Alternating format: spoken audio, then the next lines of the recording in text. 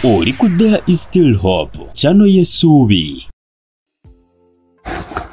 Kale, boye nayo kumira ku mikuto gwa desktop tukwagala nnyo. Yonna gy'osinzira okuba ng'otulabira. Lunaku luno lwa mukaaga, nnaku z'omwezi 27 omwezi ogw'omwenda 2025 gwe mwaka. Kama tukwebaza anti n'olwaleero tululabye nga tukyali balamu. Ezibadde enteekateeka zaffe. Twandiza omwoyo omutukuvu ajja tulungamye era leka omusaayi gwe tubikkeko abali wano n'abalaba n'abawuliriza. Kristo Yesu omwana wa Katonda omulamu tusabidde.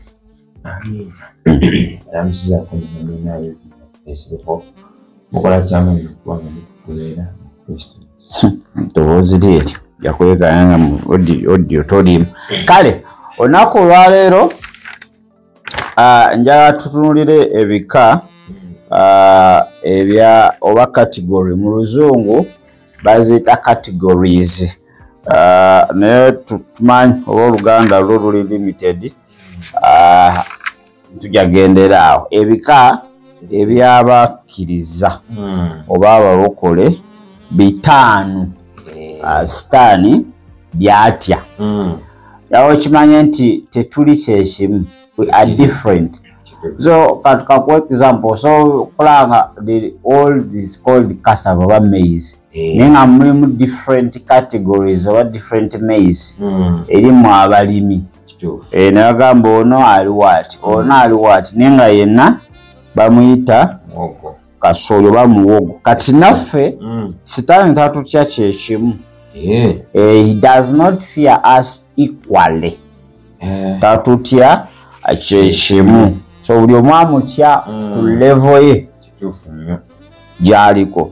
Kakati omulokole asookera ddala oba omukkiriza asookera ddala yoyo omukkiriza who is aware of his rights and spiritual authority.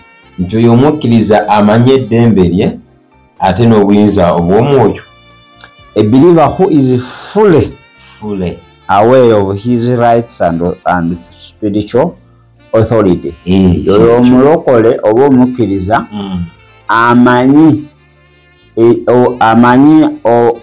rights eddembe lye ate n'obuyinza obw'omwoyo mu bujjuvu bwabyo.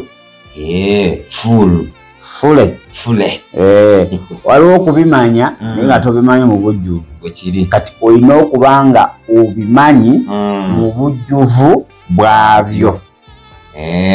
Wetusoma Hosea 4:6 mwenna mulumanyi. Abantu bange babula olw'okubula okola ki? Okumanya. Kati buli wobulwa okumanya, you end up being devil's play. Oba kyakulya kya sitaani.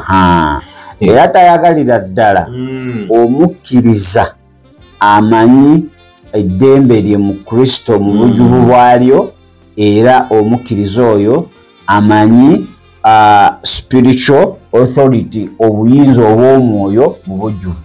Baji bamanyi spiritual rights oba authority naye si mu bujjuvu bwabo. Kakati olaba lion njala nnyo program z'ebisolo ezo.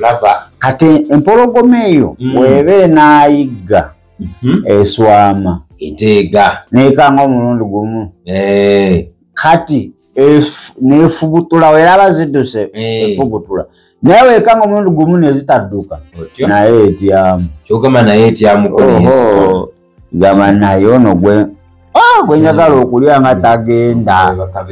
Tezirina kiziti ezo. Kati naye weewaawo nti eba eyagala kyakulya era ng'erina amaanyi.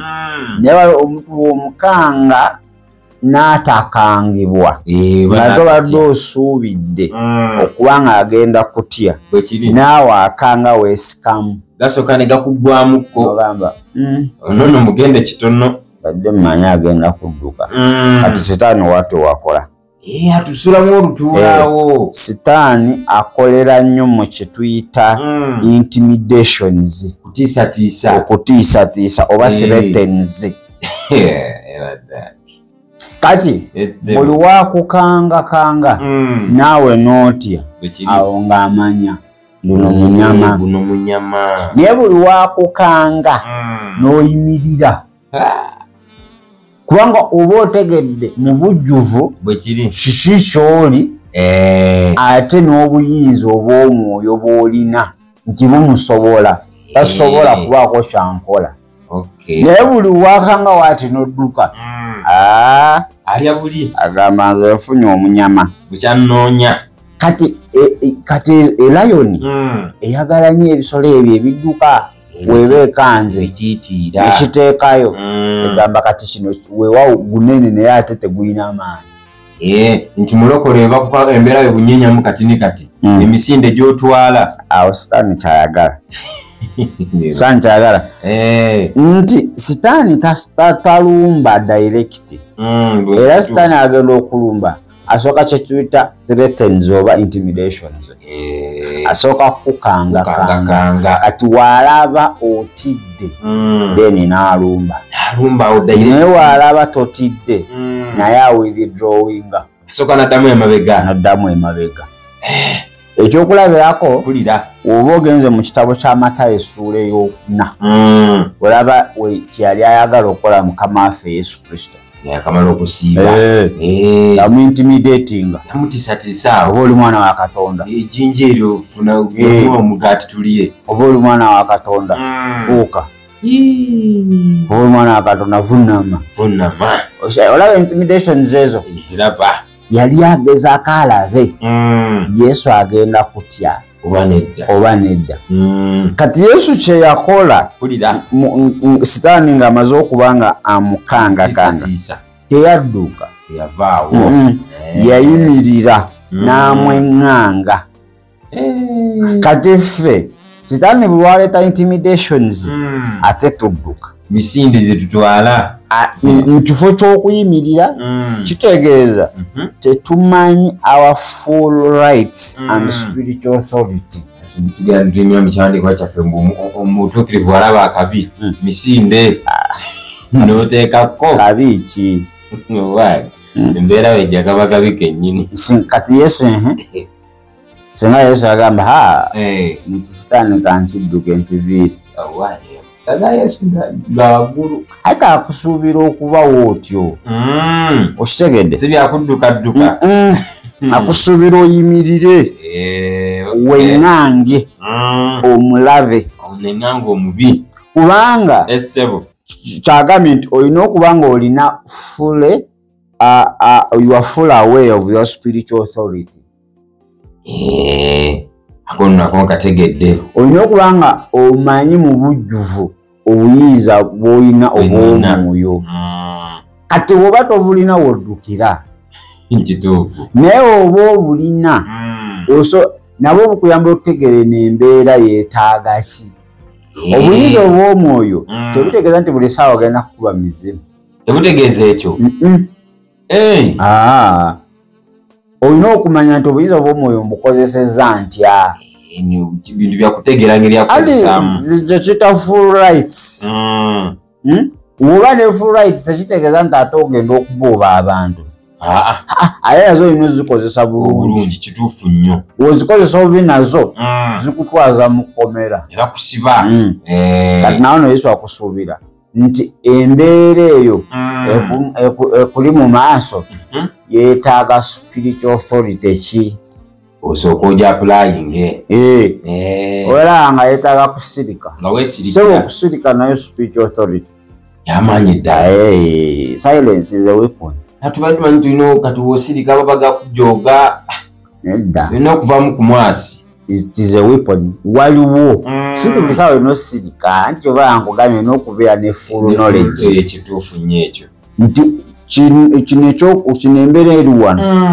ekyokulwanyisa kye nnina bakiyita silence kati kyekiyinza okumpisaawo wenna ayogera ate ngenda kwongera mbeera kusajjuka kutabuka butabusi osirika n'otuuka nti tukati wano neetaaga mbeeko kyenjogera wenna asirika ate kitaani ajja kukola kyayagala n'oyogera nti wano neetaaga kusiiba osiiba wano weetaaga kukoola muliro awo n'oyita omuliro kwe kubeera ne full awareness of spiritual authority kati ffe tetulina full awareness tukozesa bukozesa tugwamu bigwe ekintu kasoba nga tokirinaako kumanya otomera butomezi buli woosanga okitegedde niweba motoka eyo bwekiri omanyi ogivuga naye nga tolina full awareness of it wantu bogeze kutomera butomezi bantu ogyasanga abantu nga waliwo tosukka 5 gwoje nanti omanyi ovuga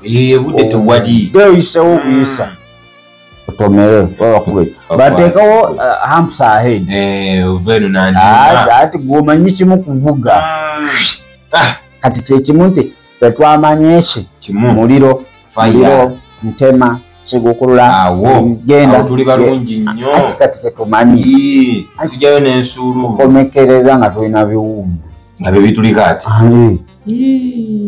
so olina okuba nga olina full awareness of your rights and spiritual authority kati omulokola afaanagana waatyo sitaani tamwagala amutiira ddala Luka 10:19 mwenna mugimanyi nti yabawa obuyinza okulinnya ku misota n'enjaba ez'obusagwa sitaani we yalumba yesu yayitako faya teyakozesa buyinza n'amaanyi ge kati sinti wokozesa obuyinza n'amaanyi ga kristo guba muliro gwokka gw'oyita bintu byanjawulo bino awo wetubulira mukitegedde oyo mukkiriza namba mukkiriza namba 2 abeera atya gwe tugenzeeko yoyo atanyenyezebwa mbeera temukanga a believer who is not moved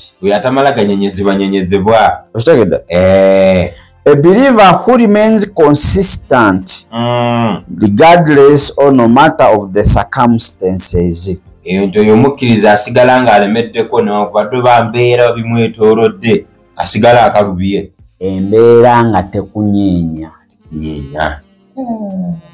okitegedde kitegera bulungi sitaani newagezaako okuleeta ebizibu kuba sitaani naye kyakola wala nga totonyenyezebwa kyakola aleeta problems around your life in order to see your reaction alabe engeri gyosobola okuba nga oyanukulamu ku kizibu ekyo omanyi bakyabalabe baffe batuwangula omulaba agenda nalaba nga talina wakutandikira n'abaako kyakola alabe oddamu ki oyinza kuddamu ki reaction zaffe zikola kinene nnyo oba ziyamba nnyo omulabe okubaako step endala gyakola zimuwawe forward ate era ziyiza nnyo omulabe okubaako kyakola kati kirituwe kati kiri eri ggwe orespondiza otya wewali obuzibu ku kizibu ekyo orespondiza otya ku circumstance ekwetoolodde your reaction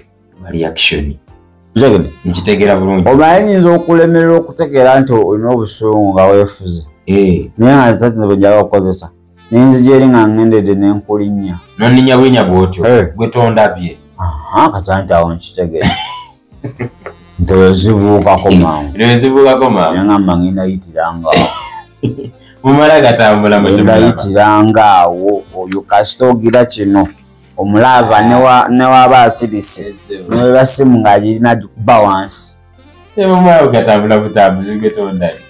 ne sitaani ayagala nnyo okulaba reaction kijoowa kituufu kikwetoolodde nti waba asikudde embeera kiki kyozzaako omutujje tugira ebigambo bingi kati mu bigambo ebyo netwekolimira mu bigambo ebyo netuyoba ne Katonda ebyo byayagala bimunyumira ebyo omwana abuze mu bufumbo omwami atabuse omwana abuze ayagala alabe ozaako ki Mukama oli muzibu nnyo nkuweereza kangezeeko wajjajja kangezeeko kino anyumirwa ebyo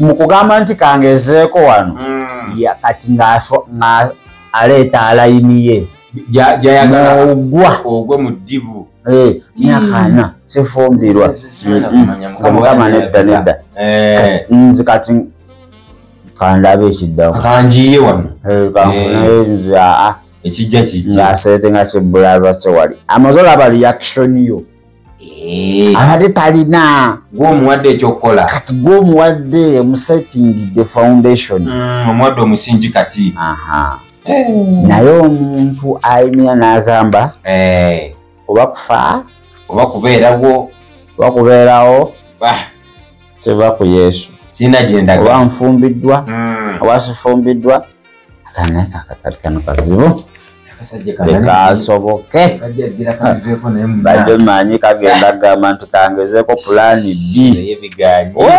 kafuniraawo naye kali solid non-movable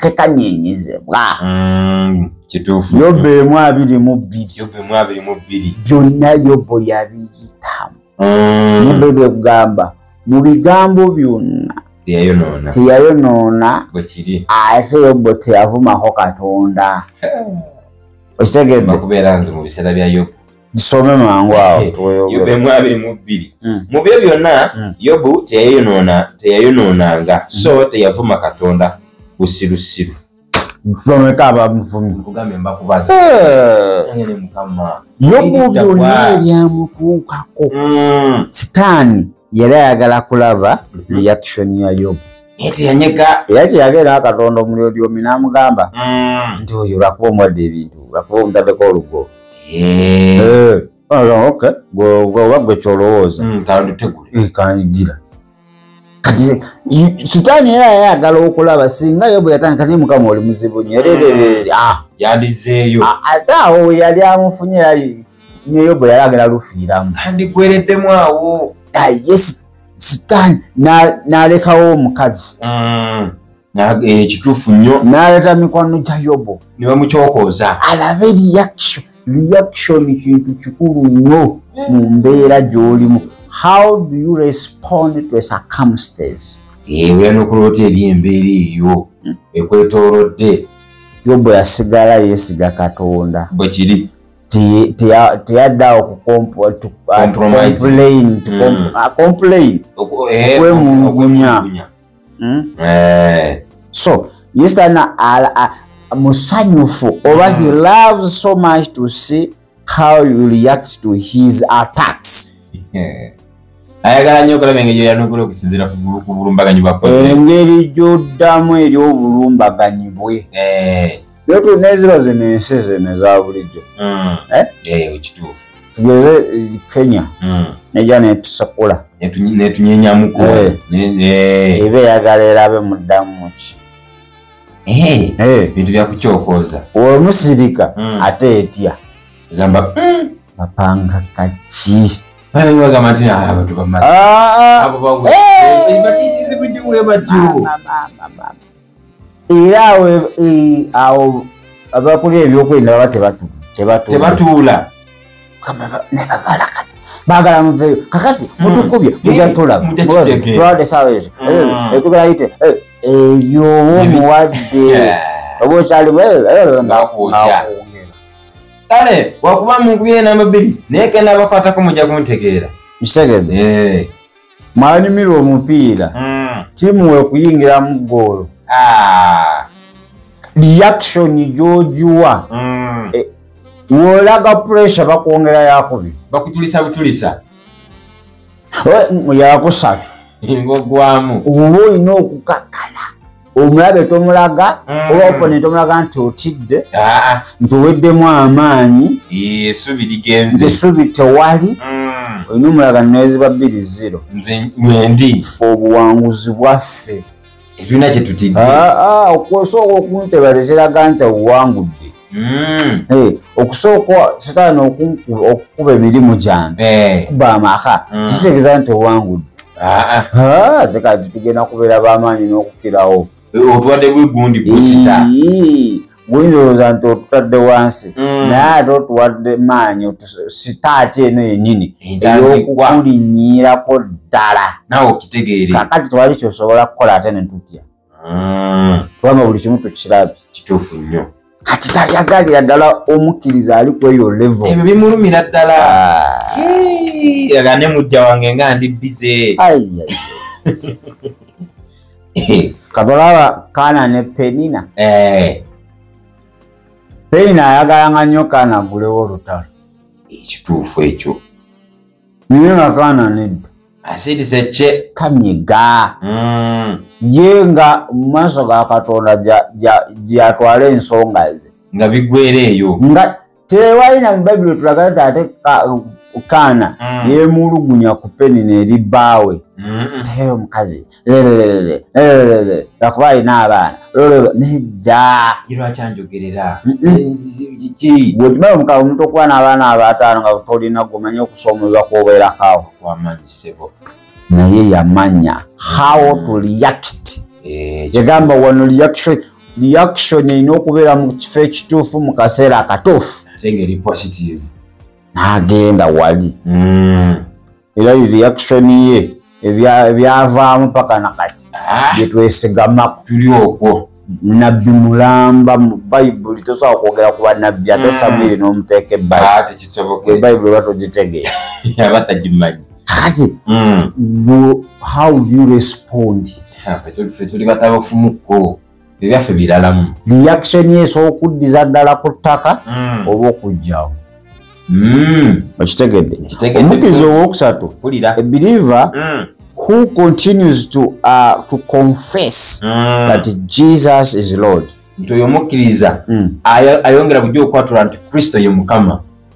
Ayongera okukyatula n'okinyweza nti Yesu ye Mukama. Naye baba bakutadde wano omudumu gw'emmundu nti Yesu ye Mukama. Nti ye Mukama oba nedda? Ye Mukama. Okitegedde? Bw'oliwala ebyuma awo ye Mukama. Ye Mukama. Ng'oli bubi bagamba kakati kino ekirwadde kya ssabo lirino kimala genda kufa otakkirize ye Mukama.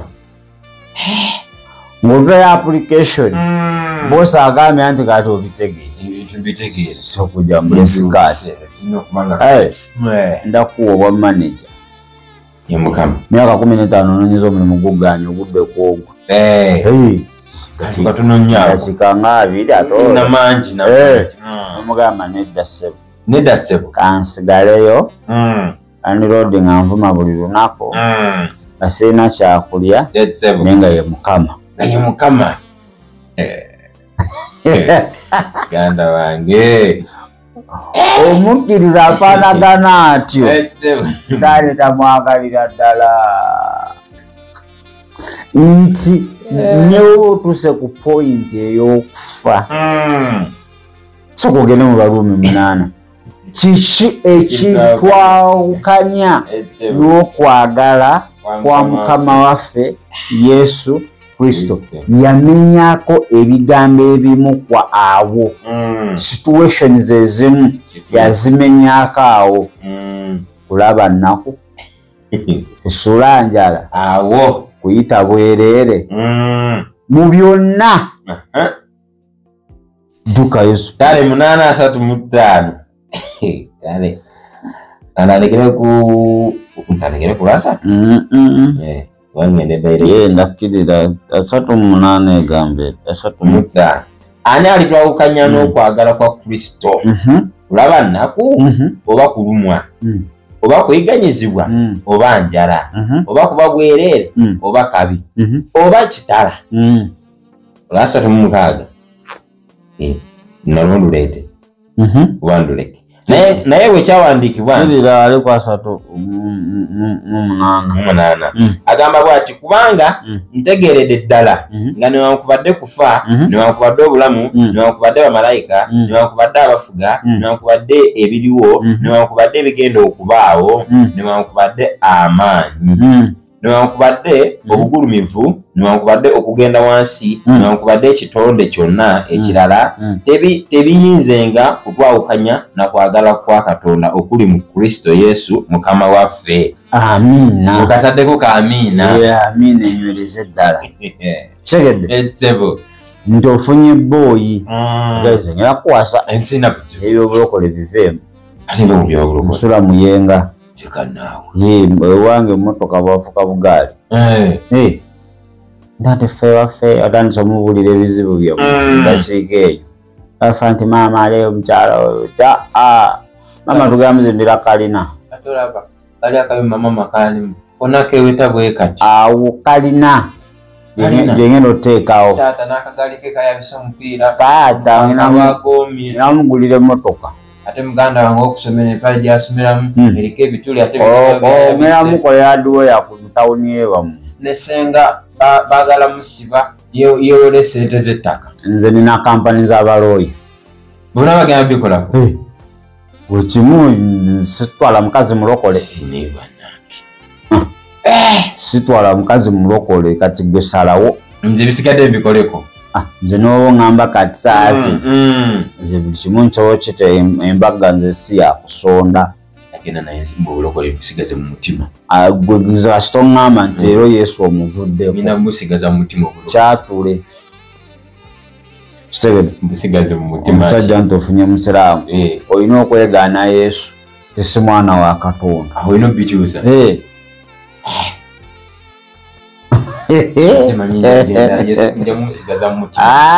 musigaza mu mutima ogenda kwetaba mu bintu ebimuvoola binogenda ku gundi n'omuvuula bajja kubeerawo nga bavoola nawe noparticipating ate onoosirika wamwegaana ate olaga feeling bagamba oyo kati mu mbeera eyo n'osigala nga okyayatula nti yesu musajja gwe genda bintu nedda bansigalirawo kankole ki kambeerewo naye yesu yaani yesu ye mukama no matter what you are going through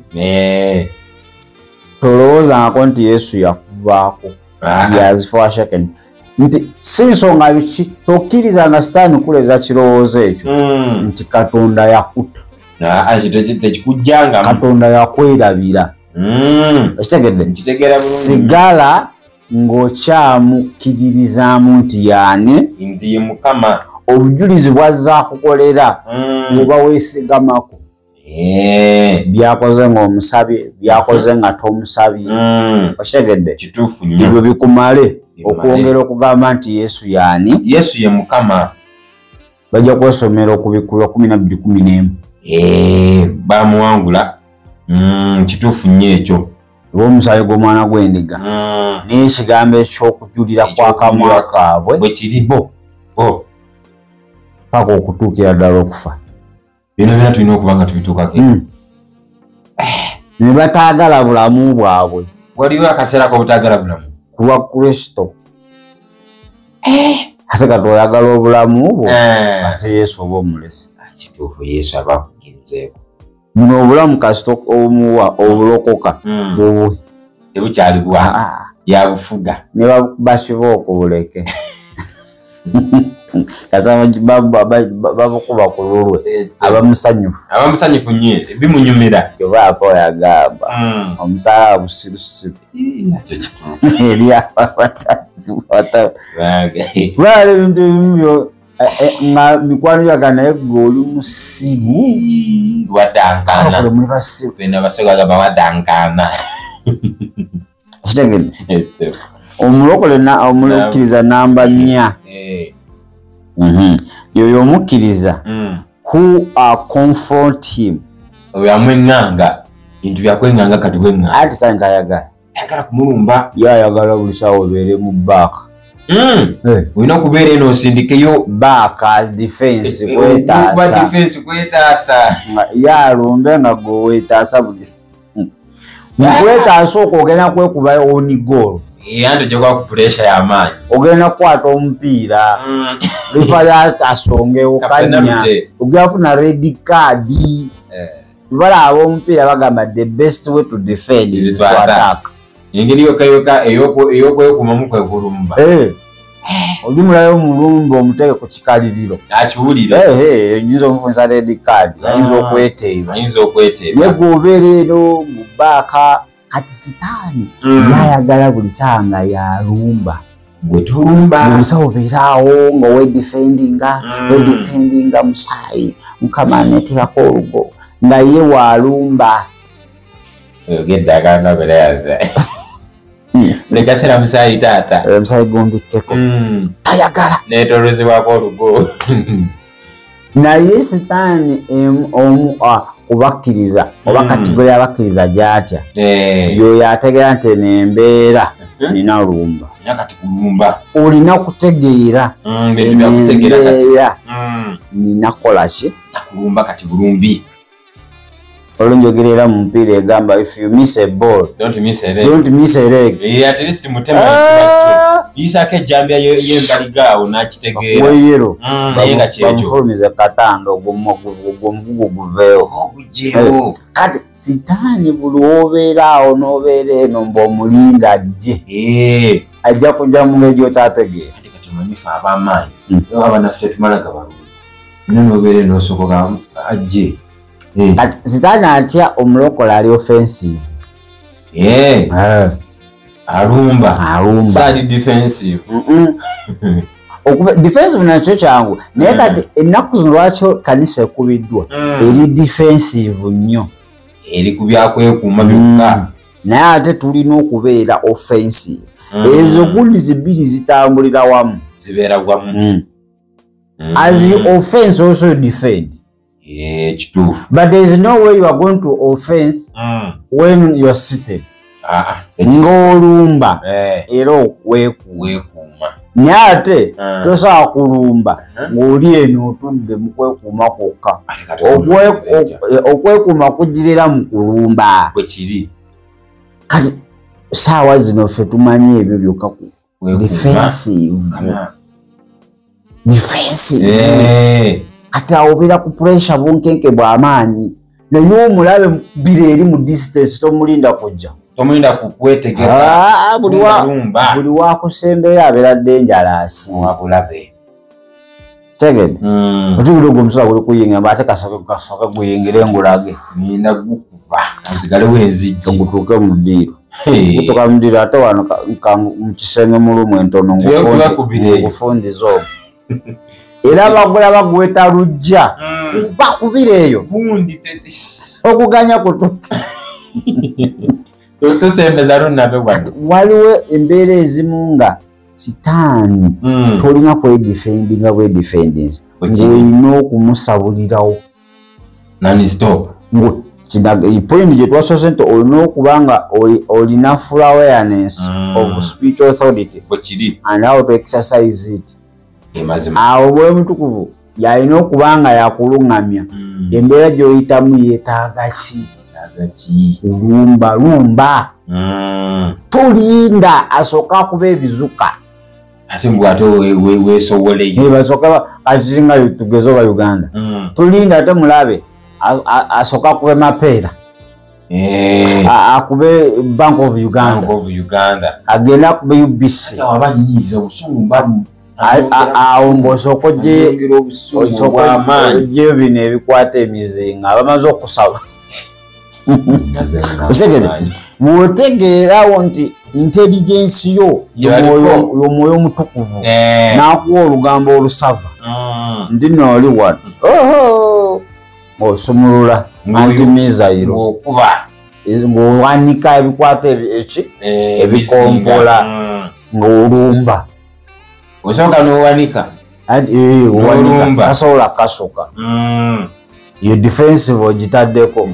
Omala okuactivatinga defensive offensive n'ensonga jju n'olumba kati tasobola kukuba ate gwolina omusabula tuteekawo mukandika mulinde tatasobola offensive eri active wasindikala nga tebikuba nga anoonya pulani bbi aba alina kunoonya pulani teeka alina offensive mechanism ng'anoonyayo ebiri destructive kuzikiriza okalumbira eri n'okakuba ne pulani bbi yako n'efiiramu bwe kiri kale n'okudda engulu agamba ono tumuveeko nonyeyo omulala anaatwambwira okuba na idea zaako n'ozikubiramu okitegedde kati sitaano omulokole alina mindset eyo tamwagalira ddala ayagala obeere mu defensive mukama naawe nolaba obaddewa ng'omusajja nnumba mukama mbikaako omusaayi gwo tomuganya kuntuukako ng'olwaki tosoka ekyo kisabe naye nga wogera n'okasabula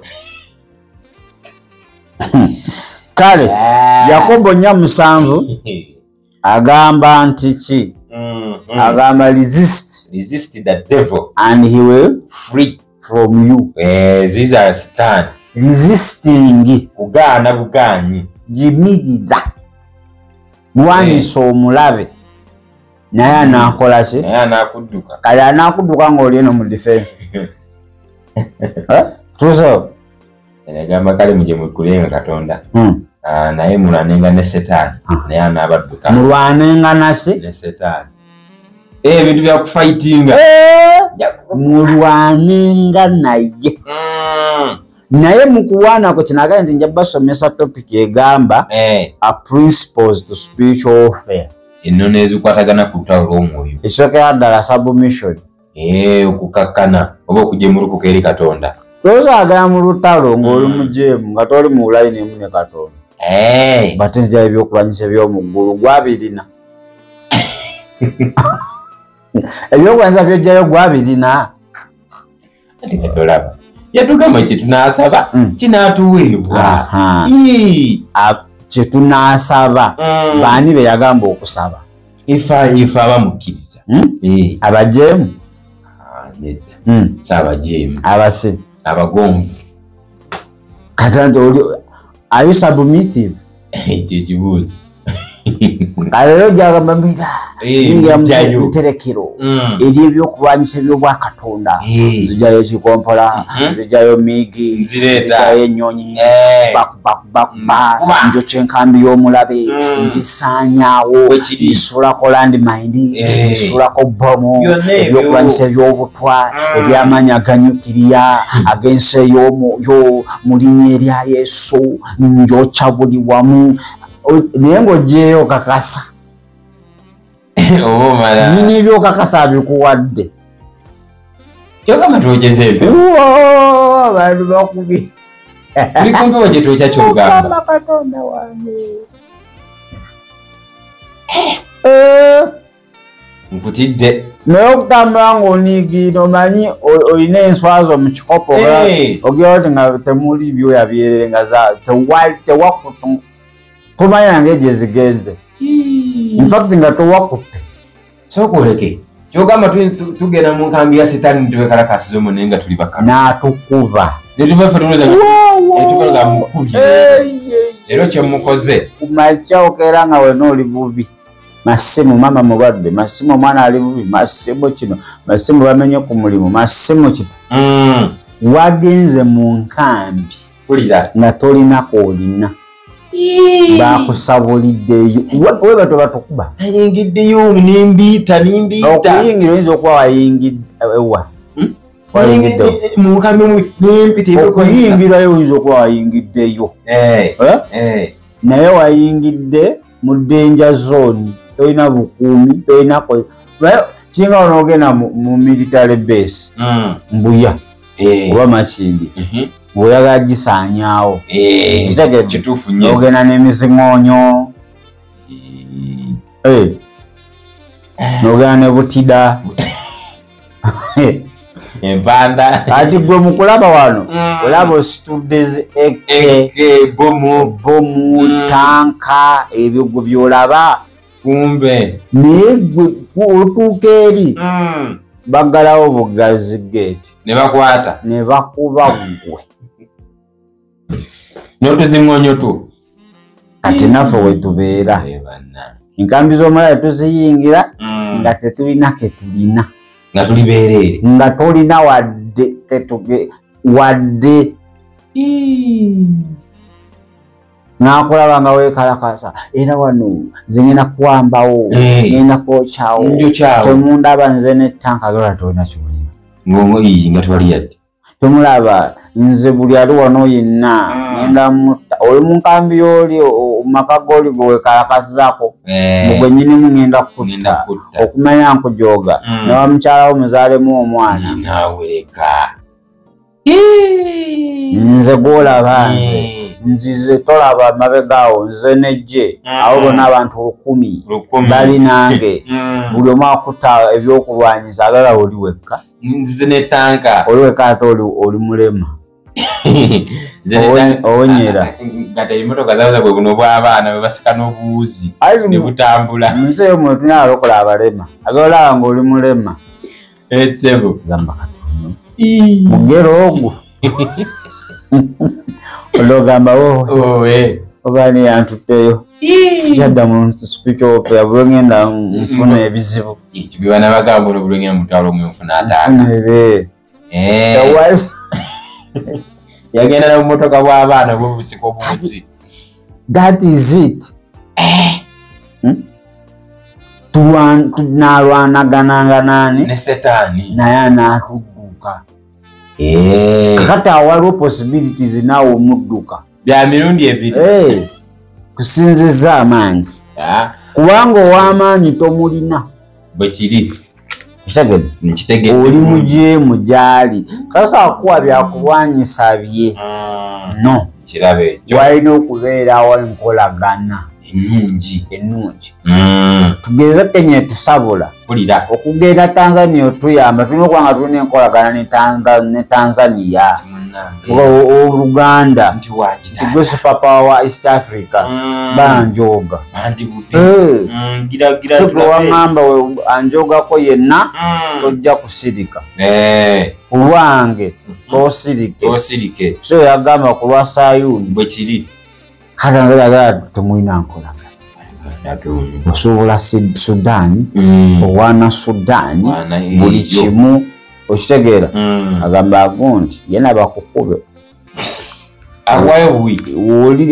wolize enkolagana obujja nange siririnda nakujja onsabe mpulira lumaze nga nkuba sirinda mulokole namba 5 asembayo omusabi mubamwita basima prayer warrior omulokola asaba sitaani amutira ddala nnyo naye asabira mu authority mu buyinza si asaba busabi wabula asabira mu buyinza oyo gwatya waliyo abasaba obusabi abo talina kyabalinako obuzibu tasaana kuleetera tulo infact akuleka n'osaba ekiro kyonna enkeera n'okeera ku mulimu ng'osumagidde ne bakugoba bwana nakuleetera otulo ojja kwebaka ekyokole bulungi kuleka nowekalakasa ekiro kyonna nasooka kuba gwe naye n'okitegeera Mukama Katonda wa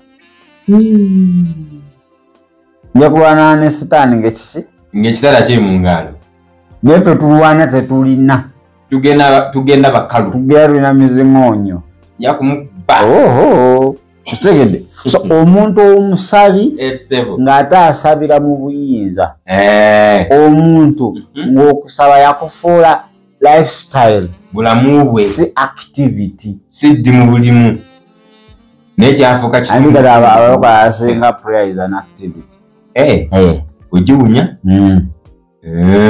activity oba an event ye erina time kyekintu ekibawo obubi kiba season ne lifestyle kya bulijjo kitundutundu obulamu bwo bwe kiri kati ffe ate abamu nedda tuli mu activity kati ye anyumirwa nnyo omulokola atwala prayer life nga an activity ngenda kusabako busabi kitegedde sabiraako wabula nga okusaba si kitundu okusaba kubeera kitundutundu ku bulamu bwo si ti olina kulinda ku Sunday ogende ku kyaki kwokka noba oli mu yafeesi omwo osabiramu ng'okolokota essaala noba oli mu takisi kitundutundu era ekintu ekyafuuka kitundutundu ku bulamu bwo oba tokikoze owulira baka ntiru ng'okikoze ng'okikoze kituufu nnyo ekyo owulira era ogera nga olunaku waliwo ekibulako kiki waliwo ekikyabulamu amisinze prayer hour yange kankigattewo kati kanjire waneeno sobole okuba nga mbitereeza. It is a lifestyle, not an activity.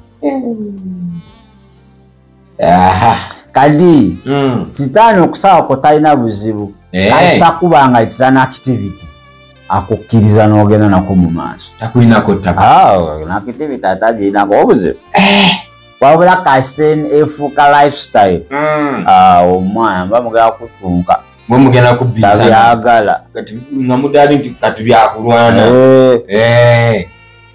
olaba Daniel mulaba nsuleyo okumeka somakaawo Daniel 6:10 amulabe wano Daniel wano 6:10 nsomeko olw'ekkumi olwo olugamba awo Daniel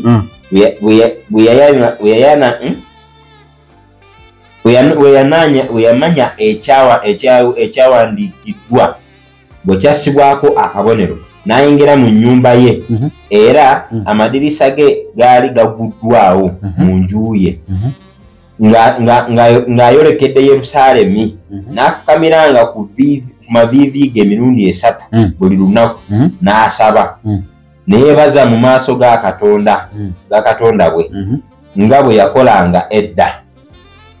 Kitegeeza yali lifestyle ye kasito nga we yakolanga edda.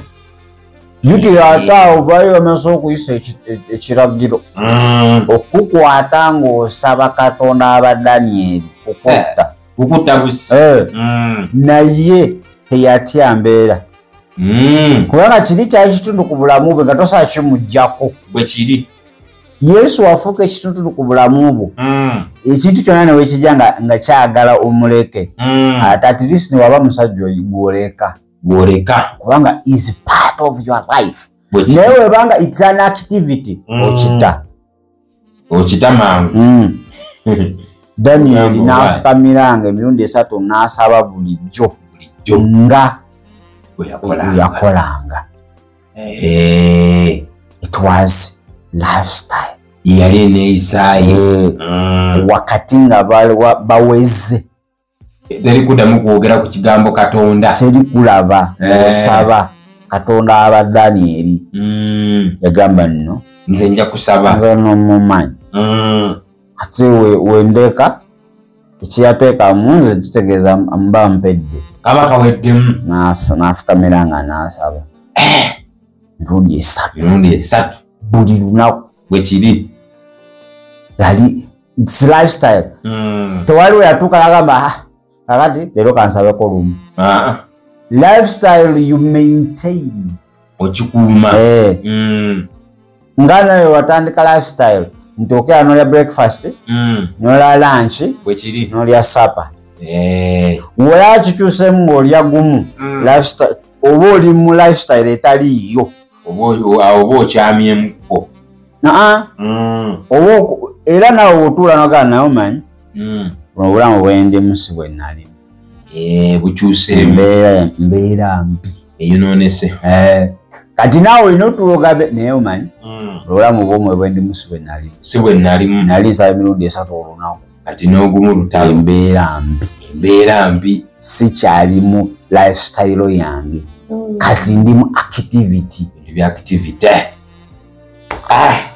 kale ebigambo ebyo biwulira wa Kristo obulamu bwo abeere mukama waabo era omushi omulokozi wo wetunadda nga tujja kulaba ebintu by'oteekeddwa okukola sitaani okukutya ng'omukkiriza biki ono tukulaze ebika by'abakkiriza byatya bwe kiri kati biki by'oteekeddwa okukola tugenda kwongera ate tubikuwaawo nga 5 ono bitegeera awakutidde kituufu nnyo wetwalire Kristo naawe sitaani atandika okukudduka eri engeri gyasobola kudduka oba tolina Kristo akishale bwabanga ayisa omukka mu kisero so balo omulokozi ddamu ebigambo bino naawe ali ku TikTok mukwano gwange bwaŋŋamba oyagala kwatula Kristo kansubire gana akasooka tutte binti promisi yakkiriza omulokozi aye kakwali tomanya ayinza okuba kwali gamba Yesu waleero ekigambo era nkwebaza nkyali mulamu njatula n'akamwa kange omulokozi wange era mukama obulamu bwange amina era amina kale tugenda kwetolamuko katono bwe tukomawo ndowooza speed tugenda kubanga ate tukuwa ebintu 5 byoteekeddwa okukola ng'omukkiriza ate bigenda okukuleetera okubanga omulabe akutya ekikeemu tukomewo. Webale kulaba There is Still Hope. Okumanya ebisingawo tukubire ku 0752 34 14 oba ku 0761 08 83 15. Osobola n'otufuna ku email eya tshitv74@gmail.com. Eno ye There is Still Hope, channel y'essuubi.